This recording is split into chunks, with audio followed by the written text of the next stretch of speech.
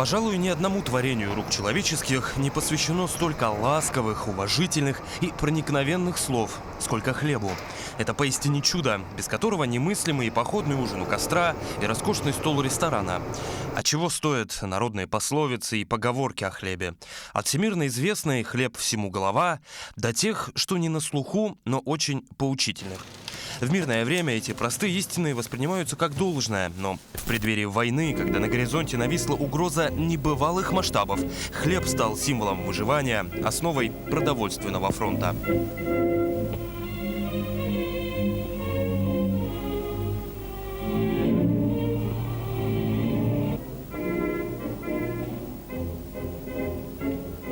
Якутский государственный комбинат хлебопечения был создан в 1940 году на основании постановления Совета народных комиссаров Якутской АССР от 3 июля 1940 года и приказа Народного комиссариата пищевой промышленности ЯССР номер 77 от 11 июля 1940. Согласно постановлению, Якутторг должен был передать свои хлебопекарные предприятия в наследство будущему комбинату к 15 июня 1940. Для этого была создана специальная комиссия по приемке и передаче предприятий. И уже во второй половине года предприятие получило задание сократить, перейти в жесткий режим экономии сырья и ресурсов. Были остановлены для производства 2 нерентабельные пекарни. С 4-го квартала 1940 года все хлебопекарные предприятия Якутска объединили в единый хлебокомбинат, первенец хлебопекарной отрасли пищевой промышленности республики. Сегодня в 4 часа утра, без всякого объявления войны, германские вооруженные силы атаковали границы Советского Союза. 22 июня 1941 года по радио прозвучало сообщение советского правительства о вероломном нападении фашистской Германии на СССР. В один миг голос Левитана как бы разделил жизнь советских людей на 2 части – мирную и военную. На военный лад стала перестраиваться работа огромной страны и Северной Республики. Работа хлебокомбината в 1941 году протекала в совершенно особых условиях по сравнению с прошлыми годами.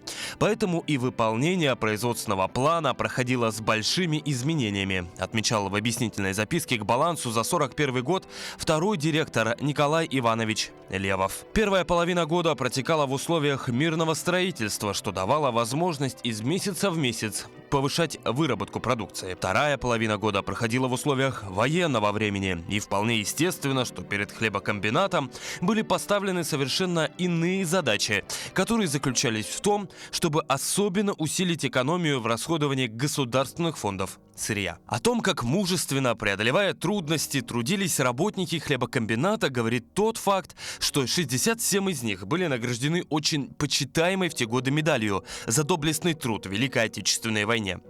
В Национальном архиве республики сохранились характеристики работников комбината, которые в военные и послевоенные годы были представлены к наркомовской награде.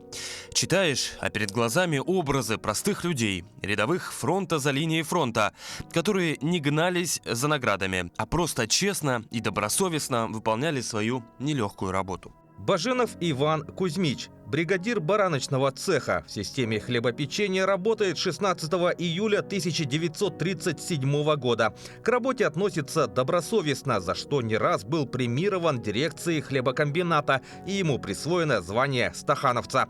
Бригада товарища Баженова из года в год выполняет плановые задания на 130-150%.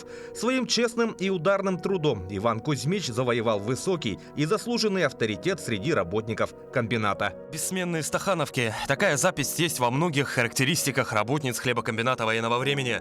Работая порой без выходных, в изнурительных условиях, они не просто пекли хлеб. Они ковали победу своим трудом, поддерживая моральный дух горожан и приближая долгожданный день мира. Они работали за себя и за ушедших на фронт мужей и сыновей, вкладывая в каждый каравай не только труд, но и частичку своей души, надежду на скорое возвращение близких и веру в неизбежную победу. Особую роль в работе предприятия проявили себя бессмертные женщины стахановки, труженицы, работники Якутского хлебокомбината. Они выполняли план на 120-150%. И сохраняя при этом любовь к труду, веру в победу. Женщины-труженицы обеспечивали не только стабильную работу предприятия, но и обеспечивали жителей, работников все своей продукцией. За этот труд их награждали похвальными листами и поощряли. О том, в каких условиях приходилось трудиться работникам якутского хлебокомбината, рассказывают как официальные документы, правительственные телеграммы наркома пищевой промышленности, ходатайства и докладные записки директоров хлебокомбината, так и заявления простых работников, которым просто не в чем было ходить на работу. Вот, например, прошу вашего распоряжения выдать мне аванс в счет зарплаты в сумме 300 рублей. В данное время я раздет и разут, работаю на лошадях в транспортной конторе, пишет возчик Власов. Ну а заявления многих других работников и вовсе больше похожи на крик о помощи. К 1943 году предприятие объединило 4 отрасли – хлебопекарную, кондитерскую, мукомольную и макаронную. Однако производство оставалось кустарным. Мука поступала баржами без выстойки, что повышало влажность на 2,5% и снижало качество выпечки. Начались перебои с поставками сырья и воды. Ухудшились условия труда. Плохое освещение, холод в цехах, поломки оборудования. По состоянию на июль 1944-го на предприятии работало около 170 человек.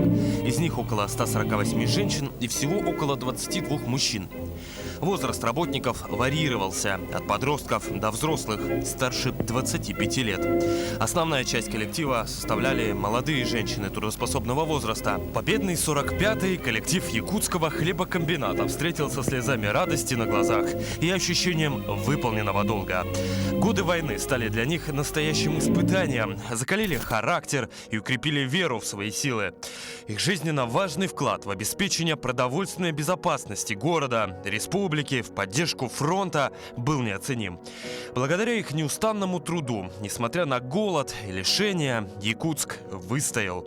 Победа стала наградой за преданность делу, стойкость и безграничную любовь к родине, доказав, что даже в тылу с каждой испеченной булкой хлеба ковалась великая победа.